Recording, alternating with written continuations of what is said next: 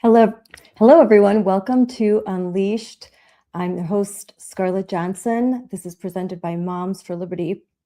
And today I have a special guest, Ryan Walters. And before I bring him on, I want to play this video. It's an excerpt. It's about 8 or 9 minutes long. You're watching the NEA president, Becky Pringle. She is doing a webinar with this very radical group. It was entitled Eyes on Ice. This was recorded in January, right in the middle of all of the mayhem that was happening in Minneapolis. And before Becky gets on to speak, this person, I forget her name, she kind of looks like a witch. She is talking to a bunch of different organizers and some Democrats in Congress and in the Senate. And their whole goal is disruption of the Trump administration. And right before Becky Pringle, right before this interview, this person announces a detailed plan to basically overthrow the Trump administration, and even expresses a lot of discontent with current Democrats because these are socialist Democrats. These are radical Marxists. They have a plan for revolution, and their goal is a complete upheaval of the United States of America and basically to tear down our Constitution by the year 2033, I believe, or 32.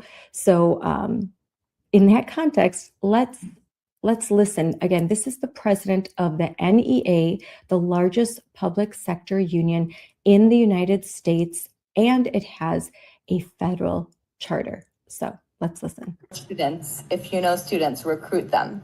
I'm honored to now introduce President Becky Pringle, president of the National Education Association. Look, there's no way that we're going to be able to stop fascism without organized labor. And Becky is the president of our country's largest labor union. Becky and NEA have been deep in partnership with Sunrise and many other organizations, building student and worker organizing power to make this May Day a huge moment in our fight against the billionaire class, against fascism, and for the world that we deserve. I am honored to pass it to you. Oh my goodness. Thank you, Aru. Aren't our students incredible? Aren't they incredible? They make me proud to say I taught for 31 years, our middle level students in 8th grade. And we know that our young people have always been and always will be at the center of every movement. And I'm so proud of them, just so proud of them.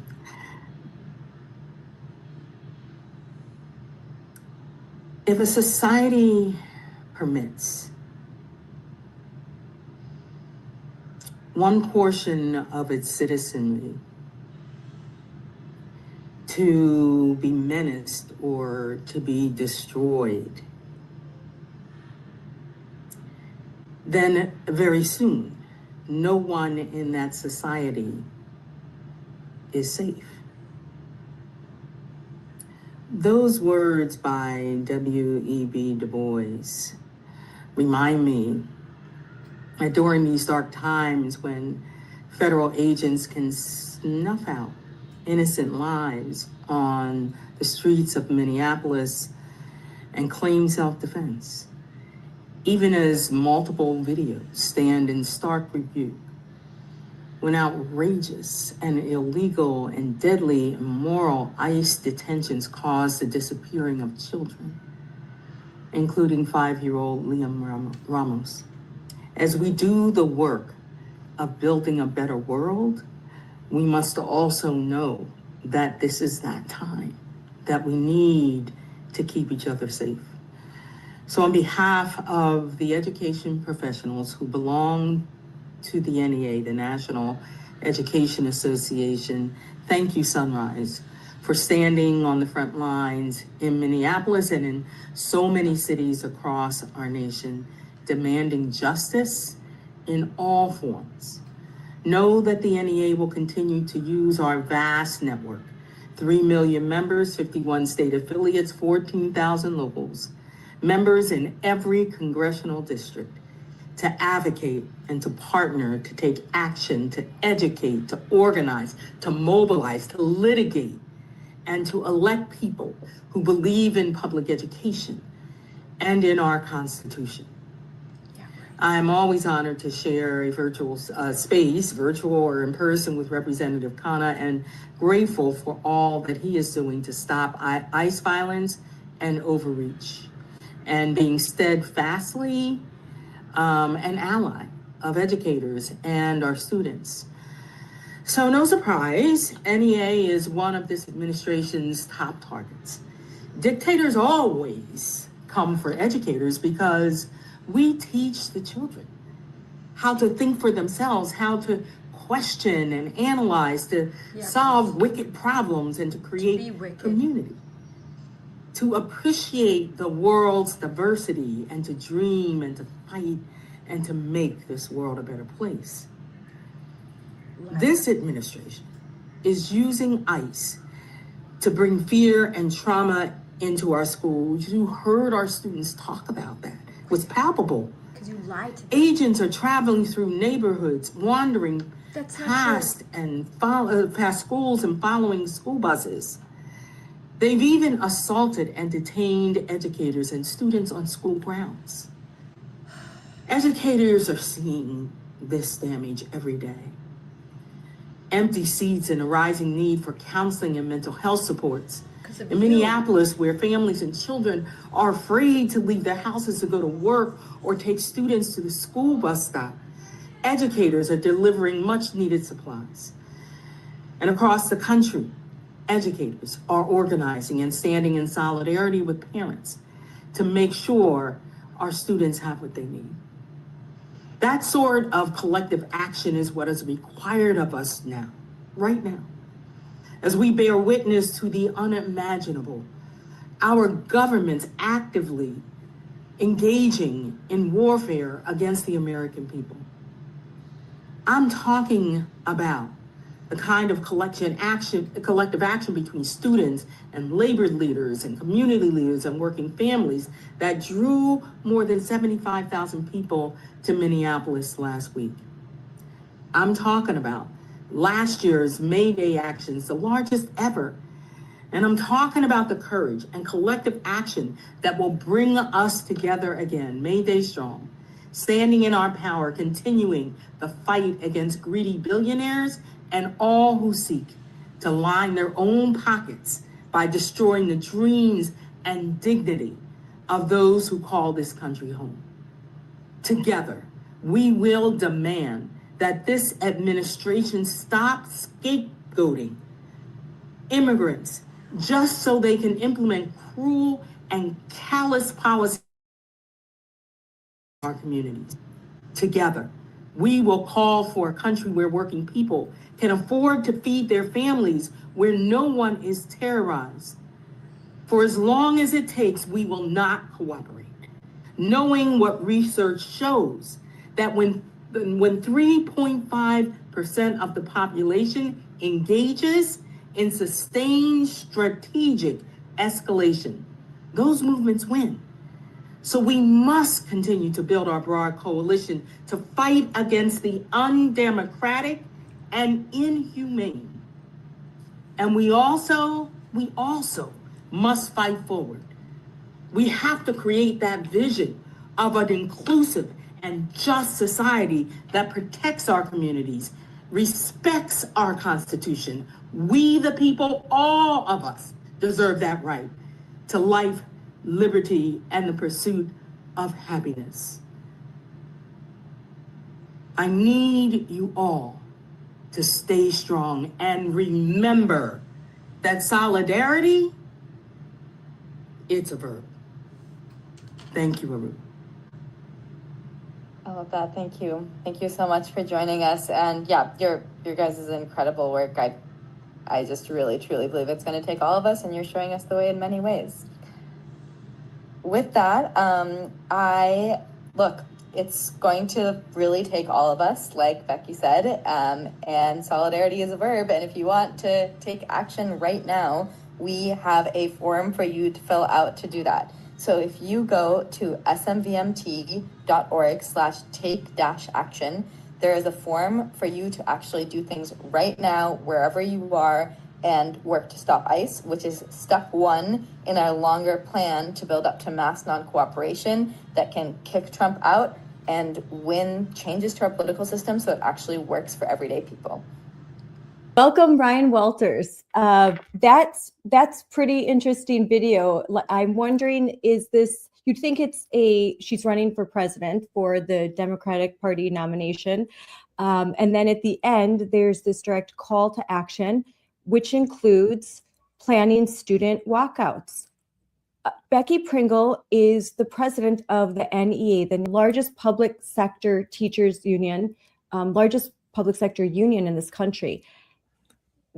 It's shocking that we have all of this evidence that she is a political operative.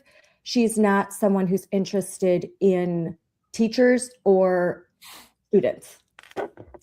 No, I mean, that clip right there really lays it out, doesn't it? I mean, their priorities are how to organize politically, how to damage the Trump administration, Republicans, conservative movements across the country. Again, I think, though, we've got to take the political threat very seriously. They are very organized. I mean, you listen to them. They've got their plans. There's the coordination with the Democrat Party.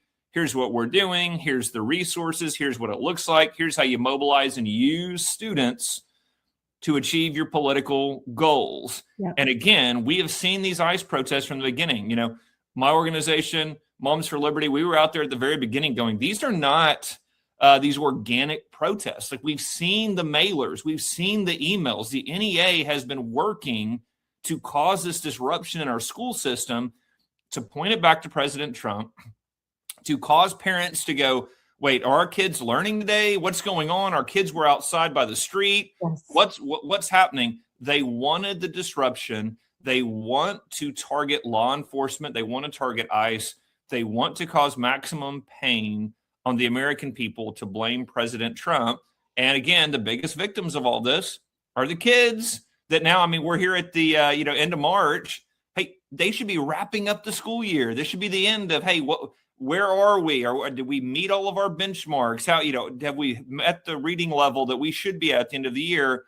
But instead, the schools have been turned into a political rally for the Democrat Party. Yes. And we should note that your prior experience, a lot about this because of your prior role as state superintendent. And so exactly what they should be doing right now, what they should be analyzing, what they've done in the prior year, making sure that kids have met these benchmarks, like you said, and planning ahead for the next year. And instead, there's just this insane political focus. And you can see from Becky Pringle herself that the goal of her organization and her work is very political. It's to take down the Trump administration and to build this world, this inclusive society, this utopia. Never once do you hear her talk about educating children. I just don't hear it. Every time I'm listening to her on a webinar or she's giving a speech in front of the NEA crowd, it's very political. It sort of feels like you're at either some kind of political function or a church revival. And it's so inappropriate. It's so inappropriate. And it is, it's like the Twilight Zone for me, because, in my role right now, I'm working with over 12,000 teachers from across the country. Their questions are all around, how do we make, what do we do for kids that are behind at this point in reading? What's the best professional development that we should be getting? What training should we be going to over the summer? I'm looking for this resource. I've got kids struggling here. These are our conversations. And then you look over at what the teachers union's talking about. And again, it's the Twilight Zone. It is, hey, how do we engage all of our members to cause this political damage to the Trump administration? How do we mobilize? And again, the timing, I want to say two things on the timing. First of all, obviously, this is about the November elections. Obviously, for them, that's all where what they're putting money into, resources, and their membership mobilization is about the November elections. But I want to I'll make it quick. But here in Oklahoma, we had a great example of how bad it is when they do these things, especially at the end of the school year. We had a big teacher strike several years ago. The teachers union originally was going to wait till May to do it because they said, if we do it earlier than May, kids are getting ready for state testing. We're kind of hitting all of our end of the year benchmarks. This is kind of the period of, if they haven't gotten caught up yet, really trying to boost that learning, really trying to hit these goals. And because then there's going to be decisions made on, do some kids need some summer school help? Do they need to enroll in tutoring programs? And the teachers union ultimately decided, actually, those are all reasons to do it right now, to cause maximum pain, to cause maximum disruption. And so they ended up doing it much earlier in April, or into March, beginning of April, than waiting till May when all of these things would have been more close to completion. So it just shows you they know what they're doing. I mean, they know that right now kids are either on spring break, coming back from spring break. This right now is a make or break time for teachers and kids to go, hey, we've worked all year. Let's see where you're at. Let's make these final adjustments. Let's really press hard to the end of the year. So not only is it political for the November elections, it is absolutely done in a way to cause maximum disruption for parents, kids at the end of a school year where we should be really pressing towards those goals. Yes, about this, kids are taking their SATs, their ACTs, they're preparing for graduation, making final decisions about college. A lot of things are going on for high school kids. If your kids are in elementary school and about to go to middle school, there's a lot of work being done, middle school to high school. I know right now I am a parent that's dealing with this, and you're trying to meet with teachers and figure out how prepared is my child to go from middle school to high school, from elementary school to middle school. And so causing maximum pain is definitely something that they want to do, especially considering that this is the midpoint of this training. Before Becky Pringle is on, there are several activists who the topic is how to cause maximum pain and how to disrupt the ICE agents in their hotel rooms, how to make people angry enough that they're going to call the Hampton Inn that they're staying at and say, you need to kick ICE out because I can't get any sleep. That was one of their tactics. It was up all night, keep people up all night, to go to private restaurants and disrupt people eating so that they're uncomfortable. They don't want to be there. Their whole mission is to disrupt and make people uncomfortable. Look at what's happening with TSA. The mission is disrupt so that they can get their way, make people upset, angry, irritated, so that just make it stop. And that's just awful on many levels, but particularly when we're talking about our kids, and this is a teachers union. Ryan, how do teachers feel about this? Look, your good teachers are absolutely mortified by this. I spoke to a teacher yesterday that was saying, and again, to your point, I've got kids preparing for an ACT test, that they've got a goal, they've been working towards it. If they hit this number, they can get a scholarship. They're trying to get into this school. So this is their, first or last test they get to take to really show what they've learned, how they've improved. And so, teachers right now, your good teachers are going, what are we doing? This should be the absolute time that we're helping students. And again, don't forget, we've got a lot of students right now that have struggled this year, that teachers are trying to work with parents to make decisions on, does your kid need to repeat the third grade? Do they need to be in an intensive summer school program? Do we need to have them in an aggressive tutoring service to make sure they get caught up for next year? These are the ongoing conversations that should be taking place, that the unions are disrupting in a way that is going to have a real academic impact on our kids. And then you have the teachers, again, the good teachers that are saying, you see the disruptions and you see what they're willing to do. It puts the good teachers in such a terrible position because what do they do? So do they stand up in a faculty meeting and say, hey guys, what are we doing? Why are we trying to organize these things right now? We should be focused on this, because they know what happens next. They become the targets of all of those tactics. They become the targets of the teachers' unions. And again, I so appreciate our good teachers that are standing up saying, no, well, we are going to fight for the kids. We are going to fight for the parents. But you see how good teachers often find themselves in the crosshairs of the teachers' unions. When they speak out, they are dealing with all of those union apparatuses being pointed at them. And so it's a very difficult thing for them to navigate, which is why I so appreciate the Moms for Liberty standing up for good teachers, saying, hey, we want good teachers in the classroom. All of these things. And by the way, think about this. You got young people in college right now. They're looking at, do I want to be a teacher? Do I want to get in the profession? If you're a good person that genuinely wants to help kids, you watch all of this and go, do I really want to sign up to go into a school district that's going to shut down for an ICE protest? Do I really want to sign up to go into a school that's being run by the teachers unions and not by parents and the community and taxpayers? Again, when we talk about, and you hear this a lot in the mainstream media, the teacher shortage, teacher retention, look at what so many of the surveys say of frustration by teachers. So much of it has to do with their administration. So much of it has to do with the way things are being dealt with at school by school leadership. And so much of that is basically a union, for lack of a better word, between the administrators and the teachers unions that come to agreements and say, this is how we're doing things. The union calls the shots. As long as we are in line with the teachers union, that's the power broker here. So it's incredibly disappointing. And this is what we've got to continue to give teachers options like the Teacher Freedom Alliance, connect them with folks like the Moms for Liberty that's going to have their back as they go out and fight for students, and they fight for what's academically and what's just right. I mean, this, it's so funny. This shouldn't be a left or right issue, you would think. Yeah. You would think we'd be able to say, guys, hey, look, if you want to protest or you want to, or you're upset or that's fine. Just, don't use kids. Don't do it during the school day. Don't use school taxpayer resources to do these things. Again, go do that. We can agree, disagree. We can have those discussions and arguments. That's fine.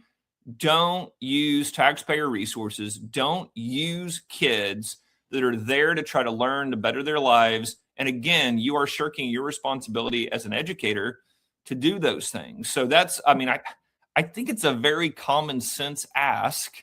And again, we've got thousands of teachers all over the country that say, yes, 1,000%. That's what we want to do. But this makes it incredibly difficult for them to do their jobs. And the NEA has something unique. They have a federal charter. Oh. These federal charters aren't meant for partisan activism. They're meant to serve public good. That public good is education. What are some solutions? I think that they should not have this federal charter, considering that they engage in direct political activism. They are picking a side.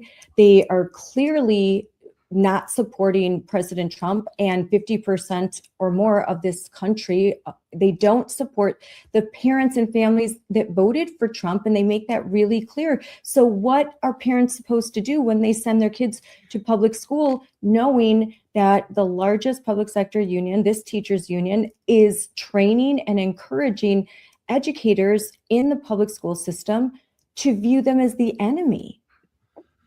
No, you make a really great point there. Yeah, there's no reason for them to have a federal charter. They are a political organization. And that's the thing that we've got to be able to make sure that folks are crystal clear on. And so parents watching right now, let other parents know, listen, the teachers union, the reason why they have a federal charter is because Democrats gave that to them, because Democrats understand this is a huge part of our political strategy here to prop up the unions, to use the unions, again, to navigate this back and forth. So it's absolutely a sweetheart deal to take care of an apparatus of the Democrat Party. Yes. And for parents, listen, I would be crystal clear going into a school. Are you in the teachers unions? Ask the teachers, why are you in this union? Are you following the directions of Becky Pringle? Do you agree with these statements? Because I'm here just because I want my kid to have an education. Mm-hmm. Again, your political leanings, if it never engages in the classroom, if you're not taking directions from them, that's fine. But in the classroom, you see they are actually using the classroom time, the students, the resources meant to educate our kids for political purposes, that has to stop. And again, no matter if you're left, right, center, wherever you are, that's a very straightforward ask. Okay, when my kid comes into a math class, let's talk math. Okay, when you're working with my kids, let's talk about whatever the subject matter is. And again, if you're part of an organization that is telling you to do these things during the school day, I mean, do you openly disavow that? You agree to not do those things? Because again, that's the tricky part here is the union has millions of members. They are attending these trainings. They are hearing these things. And I will say this, there are a lot of those union members that go, I'm not doing any of that garbage. I'm here because I'm scared of what happens if I leave. And that's what we try to get in with those teachers. And so parents, I appreciate sharing any of the resources about the Teacher Freedom Alliance to say, but you don't have to. There are organizations out there that say, hey, liability insurance can be covered. You can get your professional development credits. You can attend trainings and have a larger cohort of teachers that you can work with to help develop your craft. But going to the teachers union, you are paying into this, regardless of whether you follow their marching orders or not. You are funding these efforts with your paycheck. And so I think it's just so important, even for the teachers in the teachers union that go, look, I'm never going to do any of those things, but I'm scared to leave. I don't know what the repercussions are. Those are the folks that we want to go, we'll help you through that. We'll help you navigate those things. But you are funding this apparatus that is so detrimental to our education system. And this is what we've seen. We saw it here in Oklahoma, see it in Texas, see it in states like Florida, Tennessee. You institute incredible education reforms. The union undermines them every step of the way. They try to fight them policy-wise, but then when they're passed, they try to stop the implementation. I mean, we had teachers unions holding up districts. We gave merit pay for teachers up to 6 figures. If you were a high-performing teacher, we literally had the teachers unions stopping districts from entering into the program for 3 years. I mean, they were literally holding the districts hostage going, you can't agree to do merit pay. And we're going, we've allocated the funds. We're ready to go. We want you to make more money if you're doing a great job. But that just shows you they fight the policy, then they fight the implementation of the policy. So even in states that we're seeing great reforms take place, you see the unions constantly fighting the implementation of those programs. That was in Florida as well. But there's good news out of Florida. I know you posted about it extensively on your social media. So would you like to share? There's really good news that's just come out of Florida. Incredible news. So the Freedom Foundation did an incredible job of coming in and saying, listen, hey, here's a common sense thought on Florida. If you guys want to be the union recognized by the district, you actually have to have the majority of teachers represented by the union show up for a vote. Just some simple civics concepts there of, if you claim to represent the teachers, you actually have to show us that you represent the teachers, because what you see oftentimes is even in districts where most teachers aren't in the union is collectively bargaining for all of them. Mm-hmm. They are the group representing them. So they can come in and they can be a very small percentage of teachers and run the district through this overall national apparatus they have. And so what Florida said is basically put up or shut up.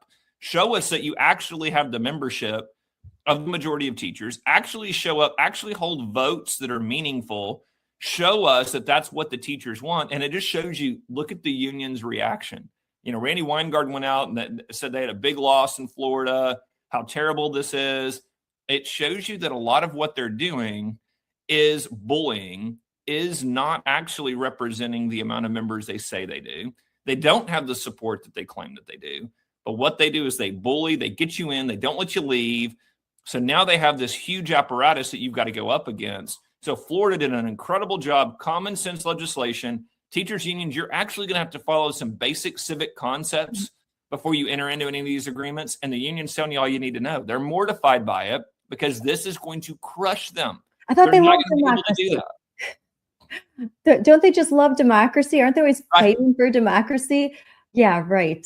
Give me a break. They thwart the Constitution. They thumb their nose at the Supreme Court, at President Trump executive orders, the Department of Education, the Department of Justice, the Office of Civil Rights. They don't respect anything but power. That's all that they care about, the attainment and use of power. And because they are so closely aligned with the Democrat Party, that they are one and the same. I mean, there's no blur line of separation. And it's just shocking that there are still those who see these teachers unions as some sort of public good. They are not. They are not. They are political apparatus. And teachers need more than that. They are a lot of money is going into these unions, and it's not reaching the teachers, it's not reaching the students, it's not reaching the schools. It's just lining the pockets of power brokers. Well, and let me ask you, I mean, you did a great job playing the video earlier. So what's the difference between that and attending a meeting of the Democrat Party? I mean, it is the same thing. I mean, if you didn't tell us who was talking and who that was, I would just assume that was the statewide Democrat Party hosting a meeting and all of their, president and vice president telling you what they're doing. I mean, that is how politicized what the Democrats are doing is with the teachers unions. I mean, really, when you look at what they say, when you look at the emails, when you look at what they're pushing out to their members, it's the Democrat Party. And that's what we try to tell people is if more people and taxpayers recognize that, they would be appalled. And everyone that does see these things, I mean, instantly their reaction is, wait.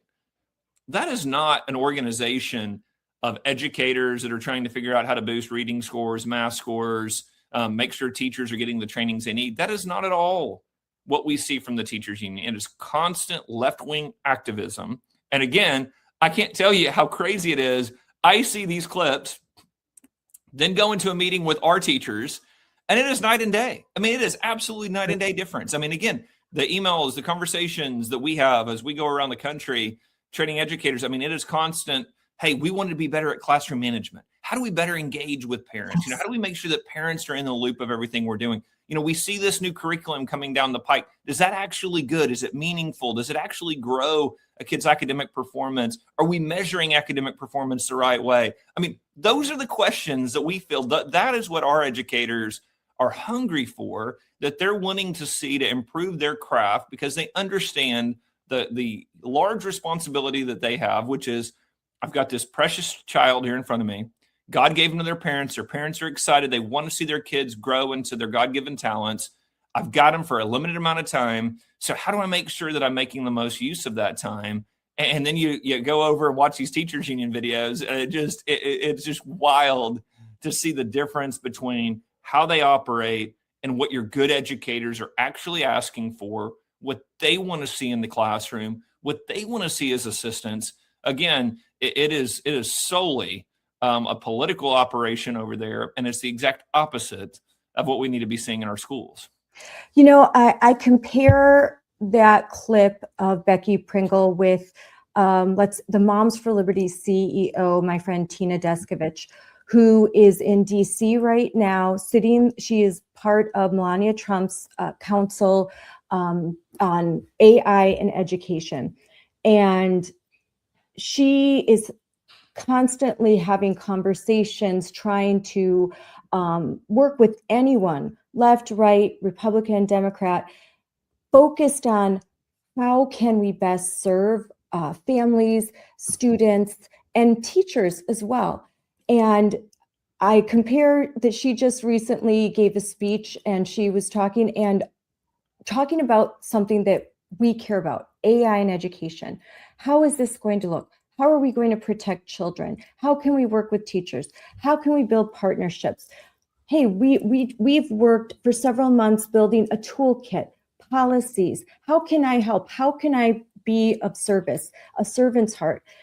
And then you compare that to Becky Pringle, who is all about, let's get rid of, these are the bad people if you voted for Trump, and we're going to create this new society, and just join us in this political protest. It's so political. And in this upside down world, it is groups like yours and mine that are labeled political and extreme, when we are just working so hard in nonprofits where we make a lot of sacrifices so that we could do good, and so that we can help facilitate change in education. And then the mainstream media still makes Becky Pringle and these union bosses and the nonprofits and NGOs that support them seem like they're doing the Lord's work, and it's just not true. So how do we continue to get this message out and get out of our, sort of our little, echo chamber, and just get this to more and more people and help wake them up and let them know there are alternatives, that that you provide a huge alternative. You don't have to join a teachers union to get the supports you need. We have something, we're offering something to you. All of those necessary, like you said, the professional development hours that you need to do, hey, we can provide those to you, and you can feel good about yourself when you leave, not feel terrible and feel like you're a bad person who has to atone for all of your sins. And that's such a great point. I mean, it's so funny, every time I talk to Tina, whether it's privately or she's out giving a speech, we see each other on a panel or whatever else. She's talking about how to boost reading scores. Yes. She's talking about, again, hey, what's next in education? How do we make sure that we're meeting this AI need in a way that's actually responsible and meaningful for parents and kids? Yeah. And She's a former school board member, so she really cares about these issues. That's right. And so these are our conversations. This is the work we dive into is, okay, how do we make sure that what we're doing is improving the education system for all kids, for all parents? And then you turn over to what they're saying and what they're doing there in the teachers union. It's crazy to see. And by the way, it does illustrate the big disconnect here.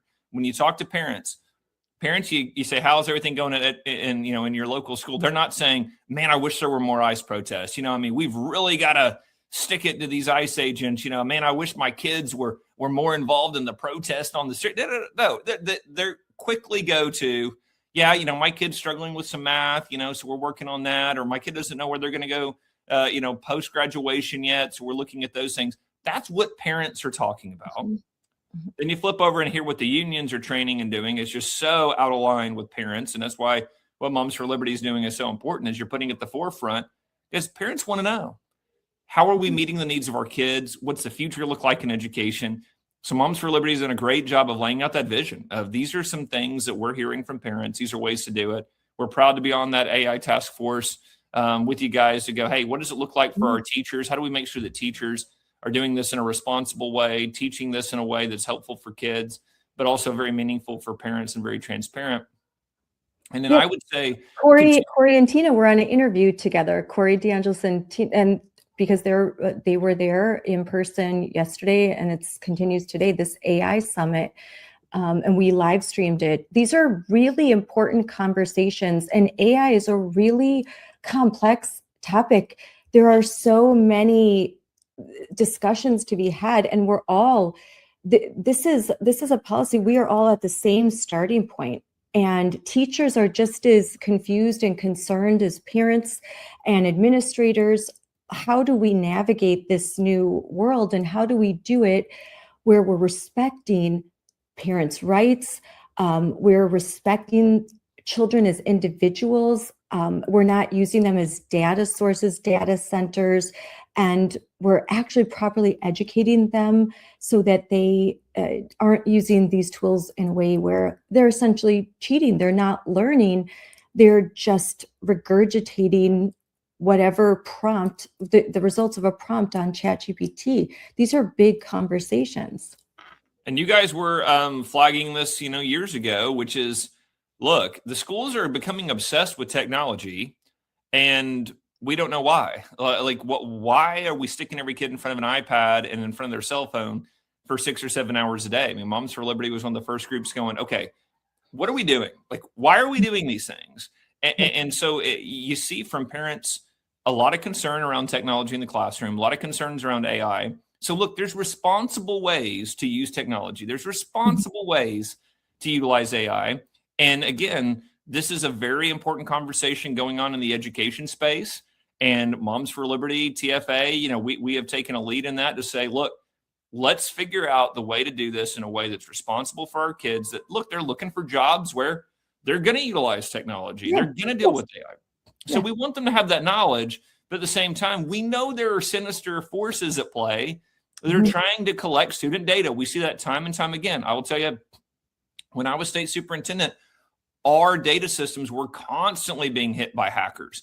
We constantly had folks that were trying to get that student data and information. So one of the first things we had to do was strengthen our infrastructure of going, hey, look, they are trying to utilize any data point to go get more data points. So you don't want data collection around kids like that individualized fashion. You don't want them to be able to collect information on kids. You want it to be very, very simple, very transparent to parents. You don't want to allow those type of things to happen. And so this is a very meaningful conversation. It's very important. And again, I think that the future of education, we've got to be able to tackle these issues in a responsible way. Yeah, and the title is Fostering the Future Together, because like Tina said in her interview this morning, it turns out this isn't just about American parents and American teachers.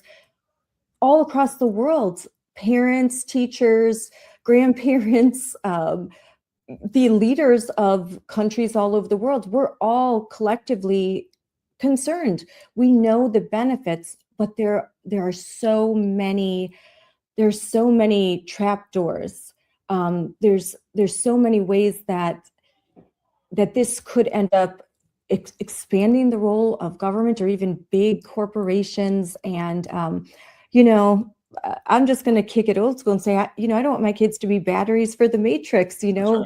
It's like I want them to have a great education, and I know that they have to understand technology. Heck, they probably already understand a lot of it better than I do, but I don't want them to be so reliant upon it that they lose what it means to, I think, human.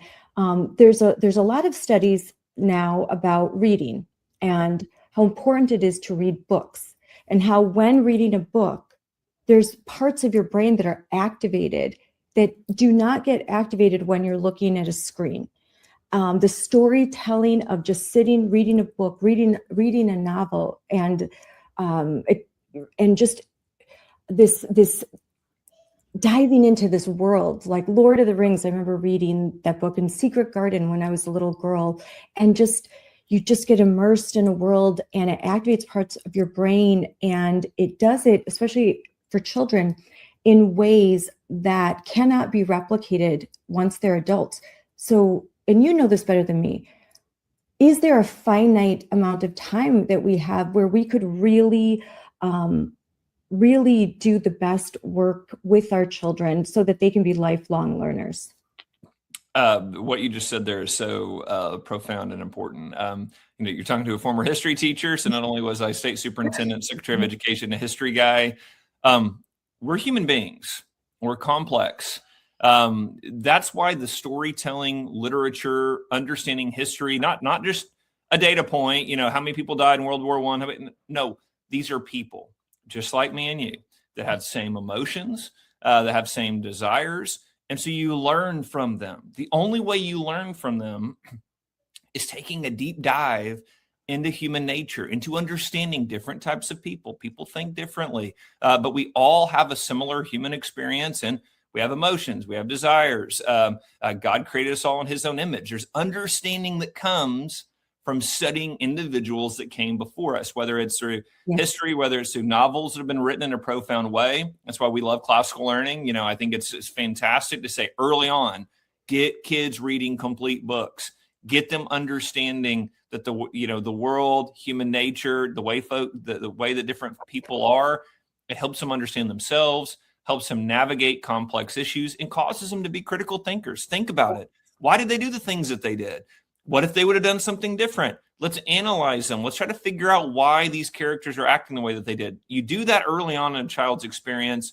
I think I've talked to you about it before. There's a great poem by Rudyard Kipling called The Gods of the Copybook Headings, where they say, one of my favorites. Yeah, well, they said, look, we used to teach it this way, and then we would go on to more difficult concepts. But if you don't have a baseline of understanding of some of these classic works, an understanding of kind of where our civilization came from, you can't just jump into this stuff. And so, yes, I think it's very crucial. You get kids reading, you get kids, first of all, understanding how to read, then reading complete books, And then as they go on in their experience, of course, they keep reading, but that's when the deeper understanding comes in, because now they've done some analyzing, they've done some critical thinking, they've done some reflection upon these in-depth, complex stories in our history that allow them to really learn and become great citizens, not only prepared for a job, but just great citizens, more rounded people that understand the world around them. And one thing early on when I started this work, I just didn't understand why the reading lists and the books that were being provided to my children particularly after COVID. It wasn't great beforehand, but after COVID, it took a really dark turn. A lot of the material were very dark, a lot of graphic novels. Yep. So even if I didn't like the pornographic nature and the themes of, transgender and all, and frankly, what I would say racist, because they were portraying that if you're white, you are an oppressor, and if you have brown skin like me, I'm oppressed. I'm born oppressed, and America is, a bad idea and it's evil. All of that stuff. Take all of that out. These books, the themes were just dark. The graphic novels. Why would a sophomore be reading a graphic novel that has very little educational content? It's mostly pictures. Why would my sophomore read a picture book? My son, my daughter, perfectly capable of reading a novel. And I just wondered why are they doing this? And then you see Becky Pringle, and that I think there's intentionality behind it, that they don't want to raise good American citizens that love their country. They want to raise radicals that will, at their beck and call, will just go out and disrupt, protest, and they will wreak havoc on society. That's what they want. So that's really disturbing to me. And it's so sinister. I mean, because to your point, what's really sad about it too is, of course, they are pushing a radical left-wing agenda onto our kids. And what I try to tell people is, guys, curriculum discussions are already incredibly important, incredibly complex. Again, think about how many great works of literature there are out there. You already have to make decisions on which ones you really dive into in the classroom, and you're leaving a lot of great ones out. I used to have students all the time like, I would love to read this one too. And I go, and you should. We only have so much time in class, so we've got to make decisions on which are the ones that we're really going to spend time on. But guys, you can spend the rest of your life reading these books, and you're never going to get through all the best works of literature. So those are already important conversations. You only have a finite time with every kid in every grade. You try to make sure that everything you present to them, everything you're reading is meaningful academically. So think about how bizarre it is that we went from a time of arguing about how much C.S. Lewis do we read?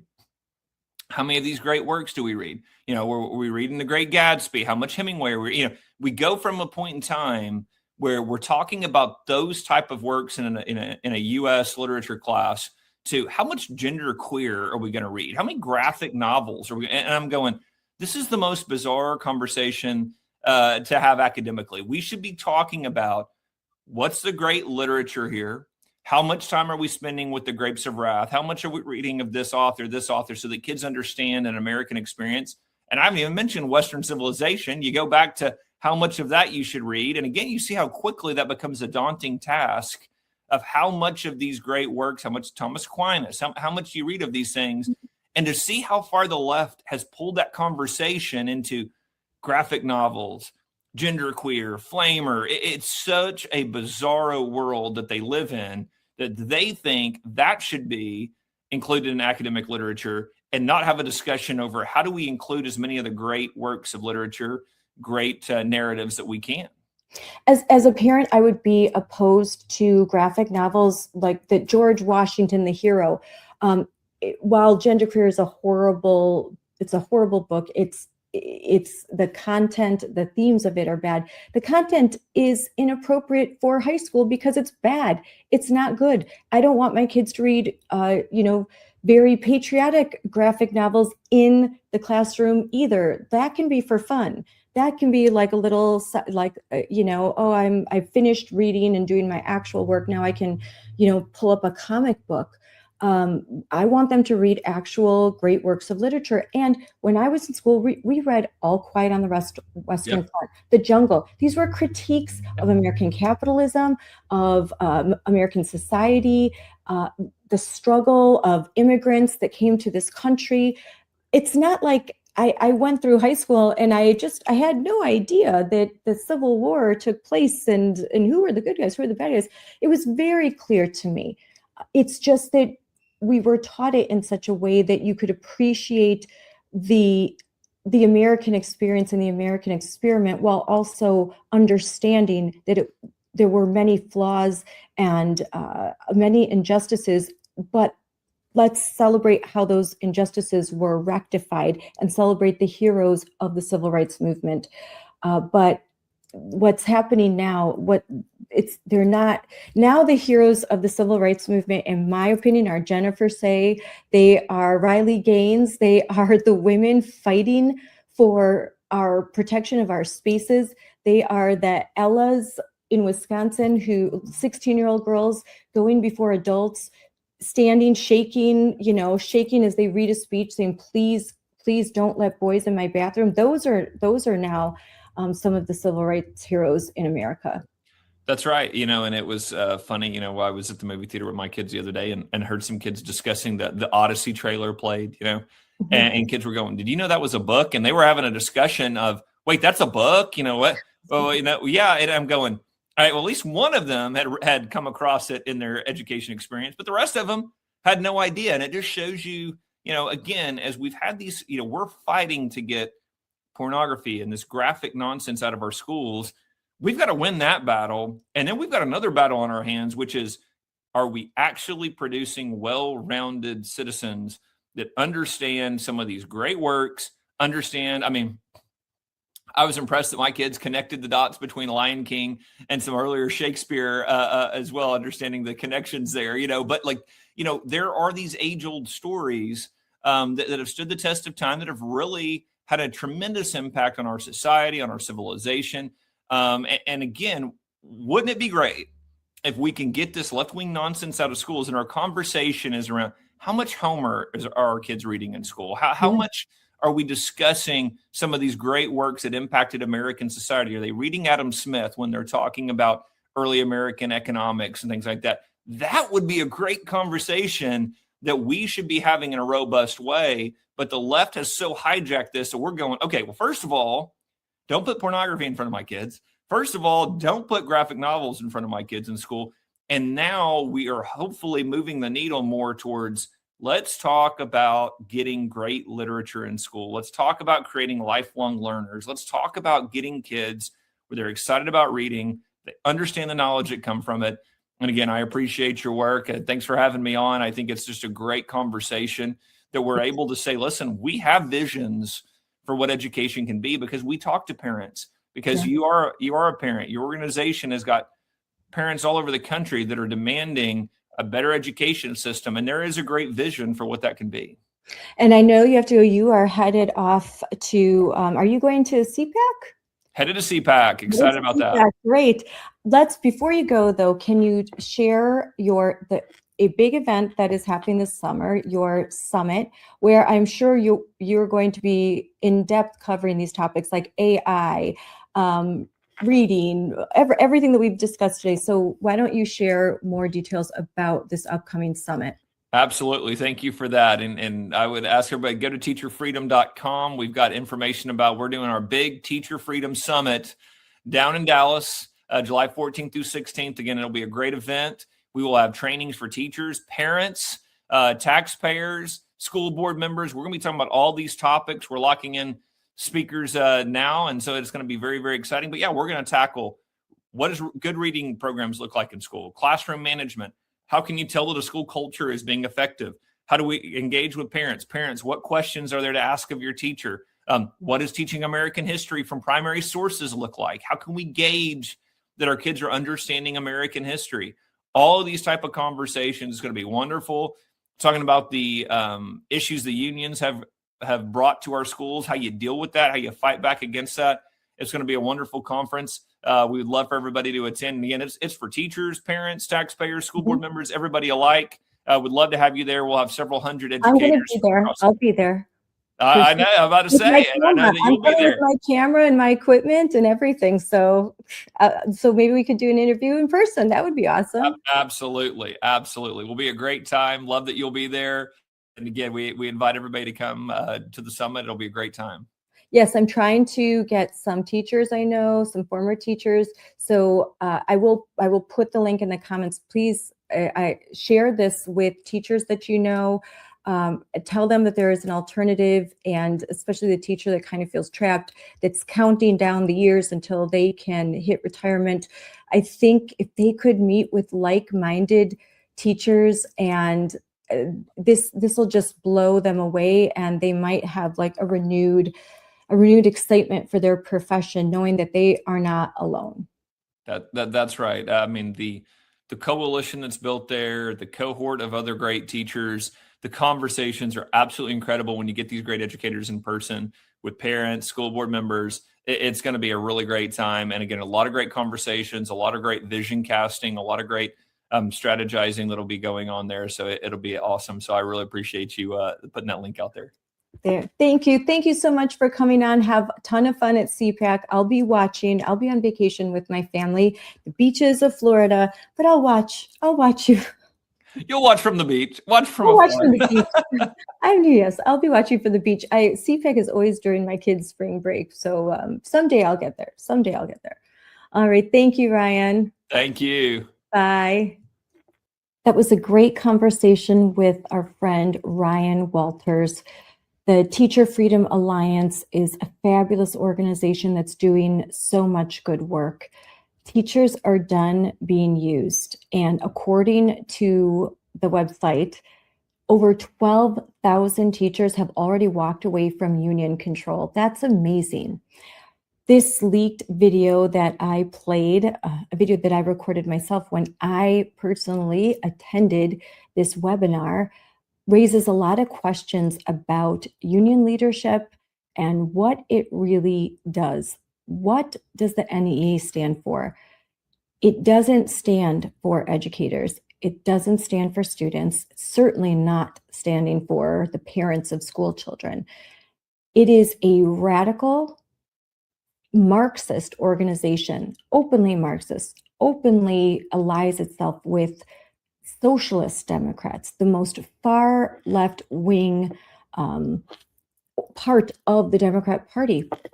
So their interests, they do not align with the everyday American parent who sends their child to a public school. And I don't think that their interests align with our average teacher that works in a public school. Not even teachers that would call themselves Democrats, which a majority do, let's be honest. However, that doesn't mean that a majority of teachers view their job as political. Maybe more and more educators are looking at their job as one that is political, but that's because what the radical Marxist professors are telling them. So there are lots of moving parts to saving education and returning education to the rightful place of educating our children, teaching them to read, teaching them to write, teaching them math and science, teaching them to be critical thinkers, and preparing them for their place in the world as adults. But one place that we certainly can start, it's not hard, is by removing the federal charter from the NEA. And thankfully, there is legislation that will do that. Now, we need to support it, we need to advocate for it, and we need to fight for it. We also need to make teachers aware of other options, that they don't need to get their professional development through their states. A lot of states have some pretty woke professional development. They don't need to go through their teachers union, because through the Teacher Freedom Alliance, they provide that opportunity. They provide that professional development those hours that are needed to retain their licensure, those are available. There is all sorts of, there's coverage, there's insurance, there's a network, resources, all of the things that these unions claim that they provide to teachers, but do not actually provide. Their money is going towards ICE protests, and it's just going to very radical left-wing political causes. So classrooms, they're a place for learning, not a place for politics and activism and creating signs for the next protest organized by a union teacher. No, that's not why we send our kids to public schools. This talk with Ryan Walters was great as always. And now I think we can understand why more and more educators are leaving these unions, abandoning them, and they are joining an alternative. So teacher freedom is something that we support. Teacher Bill of Rights, oftentimes this is legislation that we actively support in the states where it's introduced, because we want teachers to be safe and we want to work with our teachers. We consider them our partners. And I think that that is a message that we try to get across, but those that oppose us, they want to pigeonhole us. They want to make educators afraid to work with us. They want to make school boards weary when we come and speak at a school board meeting. We're just talking common sense most of the time. So change happens incrementally, and we have to celebrate every win, no matter how small. And frankly, there are some pretty big wins to celebrate lately. So lots of good news. On the AI front, and that's a subject that we talked about a little bit, First Lady Melania Trump's Fostering the Future Together Summit, a global summit, continues. This Fostering the Future Together is a global coalition that has come together to empower children and their education, specifically with the assistance of technology, AI. This initiative was announced by President Trump and First Lady Melania as part of a vision to form a new entity during the 80th United Nations General Assembly in September last year. The White House has stated that the start of the coalition's two-day summit marks the first time in history that the U.S. First Lady is hosting representatives from 45 nations at the White House. And it's so exciting that Moms for Liberty CEO Tina Descovich has a seat at the table in this very important discussion. In fact, she is attending this two-day summit right now. And she was just interviewed on Fox and Friends, and where she said, aptly so, that this isn't a left or right issue. It's not a Democrat or Republican issue. It turns out it's not even just a United States issue.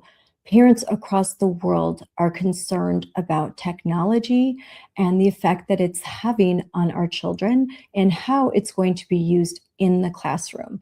And as I said in the interview with Ryan, Moms for Liberty has developed something very unique. We've developed a toolkit on AI, and we have model school board policies, we have model legislation, and we have lots of explainers and resources and links that are available for free, absolutely free on our website. So please look at the links in the comments and go to momsforliberty.org, and all of that is available to you. Again, I will also have links in the comments. So thank you so much for listening. We so appreciate your support. And again, please share this. Share this with a teacher you know, share this with a parent that you know. It's important. You may think that everyone knows who Becky Pringle is. Everyone understands the agenda of the National Education Association. Everyone knows that this summit on AI is happening.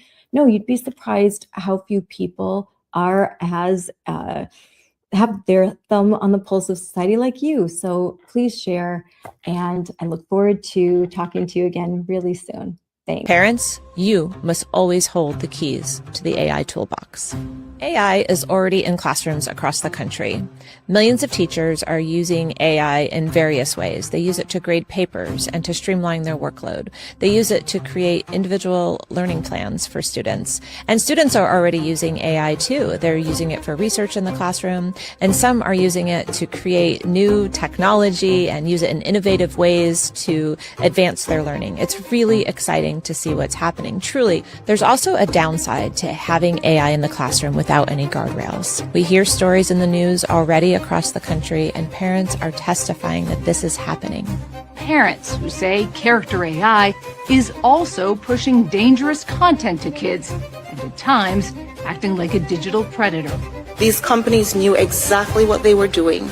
They designed chatbots to blur the lines between human and machine. 1 in 5 high school students reported that they or someone they know has had a romantic relationship with AI. Researchers found the bear openly discussed sexually explicit and dangerous content with kids. The other problem that we're seeing with AI is it's not always true. Sometimes AI can tell you what you want to hear, not necessarily what is true. It's not helpful when students just use it to directly cheat. Parents have to understand the algorithms that are basically set up to direct our children to look at certain things, feel certain things, and believe certain things. That's the role of a parent, not an algorithm. We are living in a moment of wonder, and it is our responsibility to prepare children in America. Moms for Liberty is leading the charge on unifying, educating, and empowering parents to understand AI and how it's impacting our children. We're already doing this by joining the AI and Education Task Force under the leadership of First Lady Melania Trump. I've personally attended 2 meetings at the White House on this. I've spoken to members of the cabinet about the guardrails that need to be put in place to protect our children. Because we understand the importance of empowering you to protect all children, we've created model policy that you can download and take directly to your school board and ask them to adopt. We've created school board speeches that you can change and modify for yourself and use to speak to your school board in a public forum. We've created draft policy for the state level that you can go meet with your state legislators and ask them to sponsor the bill and start moving it through the process so that all the children in your state will be protected.